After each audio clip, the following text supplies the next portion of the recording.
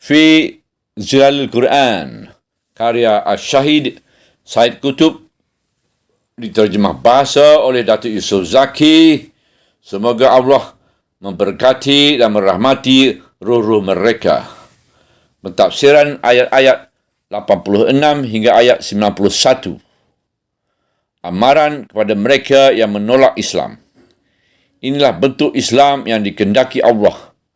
Tiada nilai perhitungan bagi bentuk Islam yang dikehendaki oleh nafsu manusia dalam generasi manusia yang malang ini, atau bentuk Islam yang digambarkan oleh musuh-musuhnya yang sentiasa menunggu-nunggu peluang untuk memusnahkannya, atau digambarkan oleh ejen-ejen mereka yang terdapat di sana sini.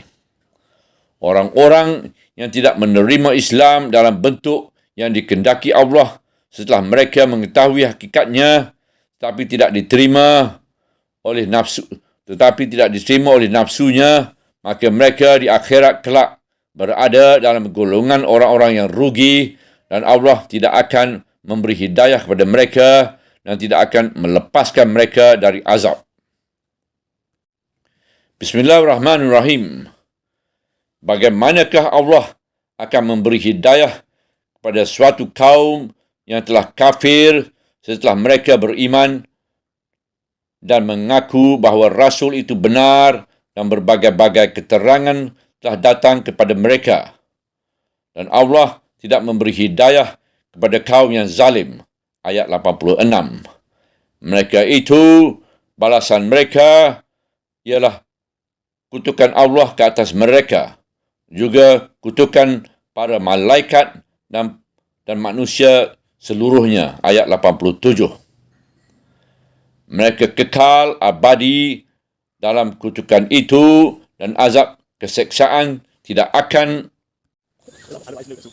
diringankan dari mereka, dan mereka pula tidak akan diberi tangguhan. Ayat 88. Ini adalah satu bidasan yang amat menakutkan. Ia membuat setiap hati yang mempunyai satu zarah keimanan dan kesungguhan terhadap agama di dunia dan di akhirat menjadi gemetar. Itulah balasan yang wajar pada mereka yang diberi peluang keselamatan, kemudian mereka mengabaikannya. Islam membuka pintu taubat. Namun demikian, Islam masih membuka pintu taubat. Ia tidak menutup pintu itu kepada orang yang telah sesat yang ingin bertaubat. Ia tidak mengenakan perintah yang berat selain dari mempersilakan mereka mengetuk pintu dan terus masuk, kerana di sana tidak ada pengawal yang menjaganya. Mereka hanya dikehendaki pulang ke kawasan selamat dan mengerjakan amalan yang soleh untuk membuktikan bahawa taubat itu adalah terbit dari hati yang telah bertaubat. Bismillahirrahmanirrahim. Kecuali orang-orang yang bertaubat selepas itu dan mengislahkan dirinya, maka sesungguhnya Allah Maha Pengampun dan Maha Pengasih. Ayat 89.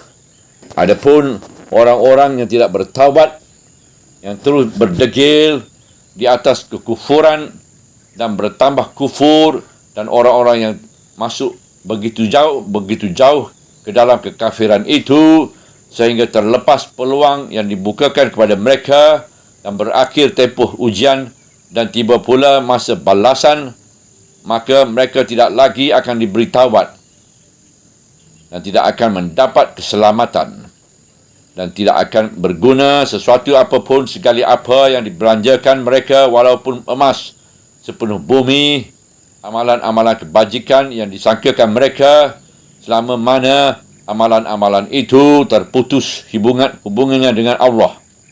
Oleh kerana itu, maka kebajikan-kebajikan itu tidak dihubungkan kepada Allah dan tidak dibuat kerana Allah, dan tidak akan berguna sesuatu apapun jika mereka hendak menawar emas sepenuh bumi untuk menebuskan diri mereka dari azab hari kiamat, kerana peluang telah terluput dan pintu taubat telah tertutup.